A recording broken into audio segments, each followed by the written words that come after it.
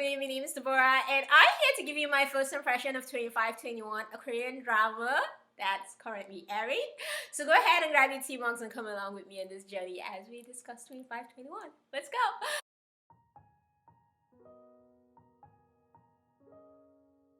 Alright, so 2521 is a drama starring Joo Hyuk and Tae Ri, and it's a drama that is basically looking at the past 1988, and it is a story about our two leads, Hee Do and Baek Yi Jin. So Hee Do is this girl who was part of a fencing team, and due to the financial crisis, the IMF financial crisis, her team gets disbanded, and so she wants to transfer to a different school where her idol, who is also a fencer, Ko Yurin, is in. And so she's trying to convince her mom, who is a reporter, to send her to that school. And she meets our main lead, Baek Yi Jin, who is this really intelligent, handsome dude who came from a chaebol family, but due to the IMF crisis, his family lost their money.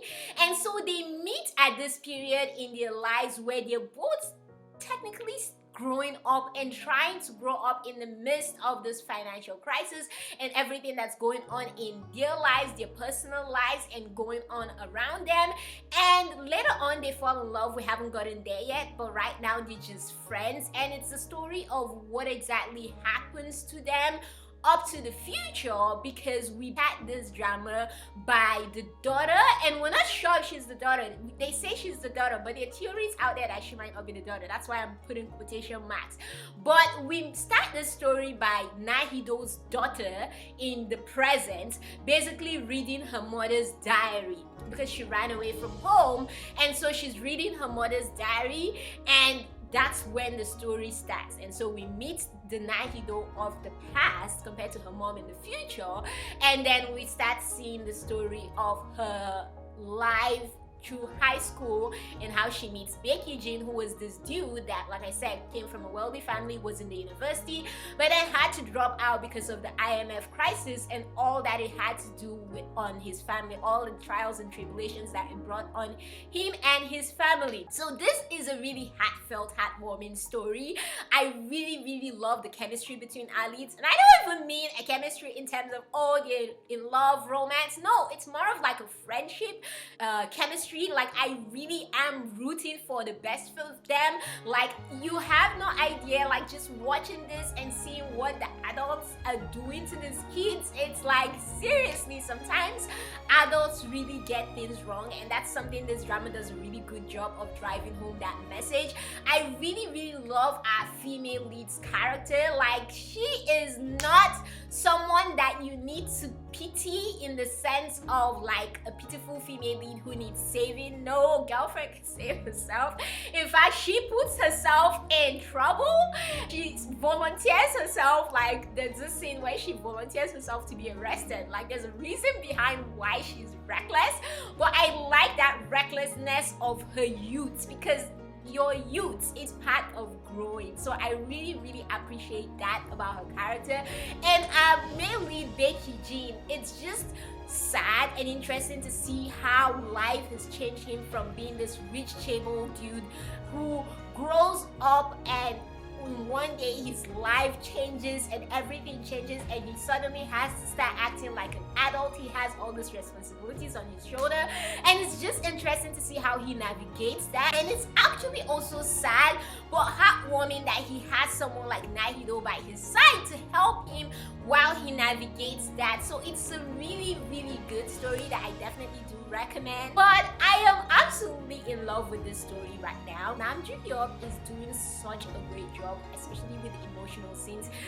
Tae Ri is such a believable high schooler. So in the drama, she's in a high school, and they play such believable roles. It's just amazing to see what a different story once in a while in a K-drama, where our main lead is not like a chaebol who is still rich and a jack and all that. Like, those are nice, don't get me wrong, I don't have issues with that, but it's also nice to see the story of someone who was wealthy and is suddenly poor, and how he's navigating his life, and like what such a crisis like a recession can bring to people's lives, and what the IMF crisis was like during that era. genre. That's what I really love about this story, because it has made me really grow to care about the characters. I really love how Hee Do is this ray of sunlight and this just positive, really sincere person. Her heart is literally on her sleeves, and really appreciates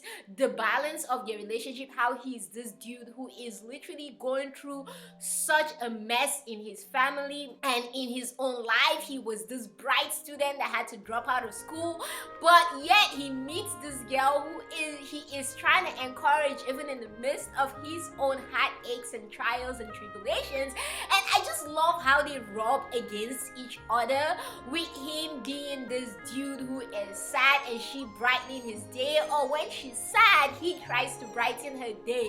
Like there's this part in episode 2 where she says something about whenever they're together, let that be a moment for them to both be happy, even if they're not happy anywhere else. When they're together, let it be their private time to be happy and be allowed to be happy. And I just really appreciated that about their relationship, how they're really there for each other in their own ways. So I really like the dynamics of our male lead and our female lead. I love our female lead's character. Like I am absolutely in love with Hee Do. I just keep thinking, oh my goodness, why wasn't I like her in high school? It makes you reflect on a lot with your life. So I really like that about this drama. It makes you wonder, oh my goodness, in a few years from now, like when I have kids and married, like how is life gonna be for me? Am I gonna be like the Hee Do in the present or the Hee Do in the past? So it's just a really interesting, heartwarming story to watch. It feels like a slice of life drama. It feels more like a slice of life drama for me because it feels really realistic. So yeah, I'm definitely enjoying this drama. I definitely highly recommend this drama. They're just 2 episodes out right now, but so far I definitely love the chemistry. I love the dynamics. I love the fun little moments that are in there.